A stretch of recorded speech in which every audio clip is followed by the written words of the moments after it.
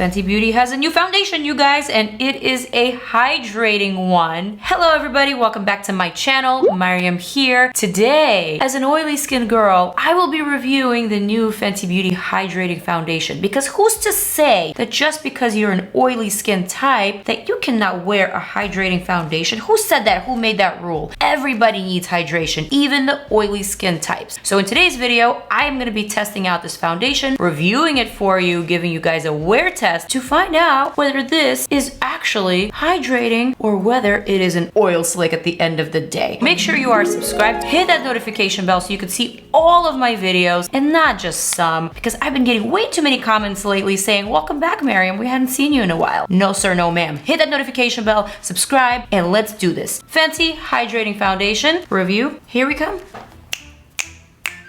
Okay guys, here we come. Fenty Beauty Hydrating Foundation. Let's pull up some facts. As per my girl Trend Mood, there are 50 shades of this new Pro Filter Hydrating Foundation, which is perfect for normal to dry skin. That's not to say that just because you're oily, you do not need hydration. Don't get it twisted. Even oily skin people need hydration in their foundation. This is a natural finish formula, delivers hydration in medium to full coverage, keeps skin looking like skin. It is sweat and humidity resistant, perfect. Great for New Yorkers like me. Long wear, instantly evening out skin tone without clogging the pores or settling into fine lines. $35. In this new hydrating line, we also have a new hydrating primer. This one is $32, so now there are 3 primers in total for the entire Fenty Beauty line. I feel like they are really progressing, and I gotta applaud that. I gotta congratulate Riri and the whole Fenty team on this expansion, on this explosion. I like it. Cheers. Here, here.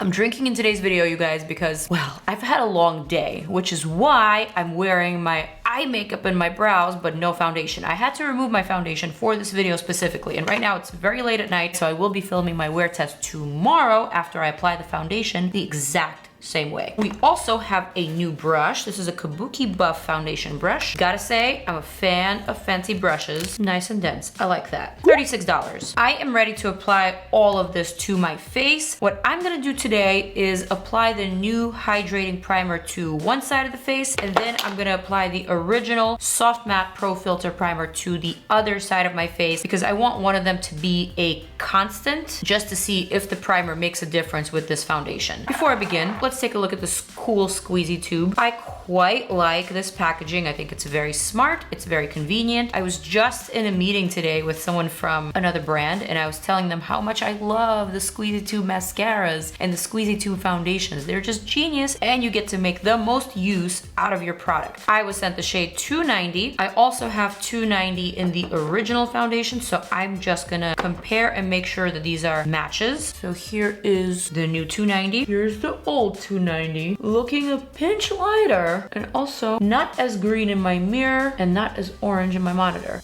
Blends out to close enough, so I'm gonna go ahead and say that the match is not exact, but it is close enough.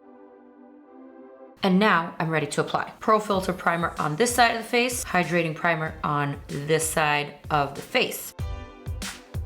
I gotta say, the original Pro Filter primer goes on pretty hydrating. It does set kind of matte, but it feels very nourishing on the skin. So I'm curious to see how it compares to the new hydrating primer. Picking up the hydrating, applying it with my other hand. Oh, this one is very cream-like. It looks like skincare. Definitely a lot dewier. And a lot stickier on the face. I mean, you can see the dew here. You can feel the dew. Definitely a difference. This one feels a lot more matte and a lot more set, whereas this one has a sticky sort of feeling. You could probably even hear it.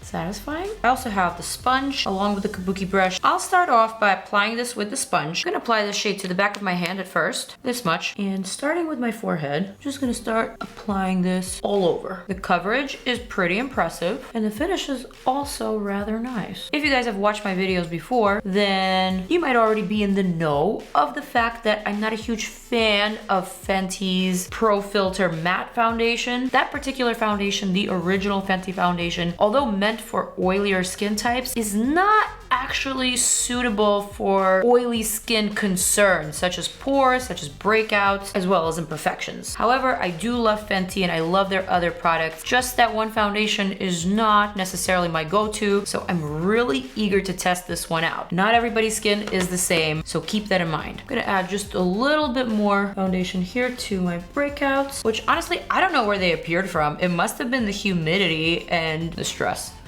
No, not the stress. Seriously though, I was just saying how great my skin was in my previous video while reviewing the Dose of Colors foundation. This one, click on it. And it's not that I jinxed myself, it's that I actually went outside in this humidity that we have here and, well, it got to me. But anyway, this looks pretty damn decent. I'm liking it so far. I do see that there's a bit of a porous situation happening here, but the rest of me is looking pretty dewy and in a good way, which I'm liking. This honestly looks pretty good. The pores are a little bit emphasized, but overall, my skin is looking really fresh and dewy in a good way, and I like it. I'm gonna use the brush for the other side of the face. Brush does a really great job of applying the foundation, but I gotta say, I think I prefer the sponge, just because it shears it out where it needs to be sheared out. It just gives you a little bit more control.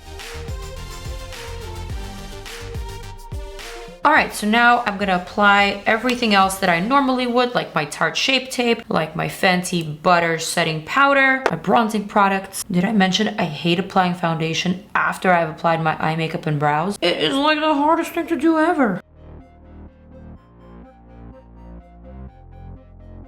Okay, definitely not bad. There's definitely an element of satisfaction here. I'm gonna use my Charlotte Tilbury Airbrush Flawless Finish Skin Perfecting Micro Powder and my Pat McGrath brush just to set everything on this bottom portion of my face and also on my forehead.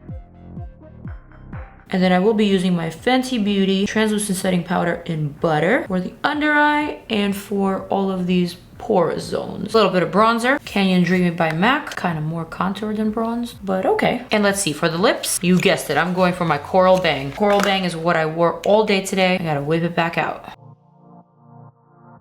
Kind of uneven with my lip line, but that's okay. I'll blame it on the wine. Brush out this nasty, humid, frizzy hair. And I am ready for my close-up. At first impression, I gotta say, I really like the coverage and I love the natural, dewy finish of this foundation. I think it's quite flattering. I think it makes my skin look a lot better than the way that it looked without it. I'm a fan, even though I'm an oily skin girl. But as I always say, let's see how it wears 8 hours later. So let's cue in some time warping music here so we can find out, shall we?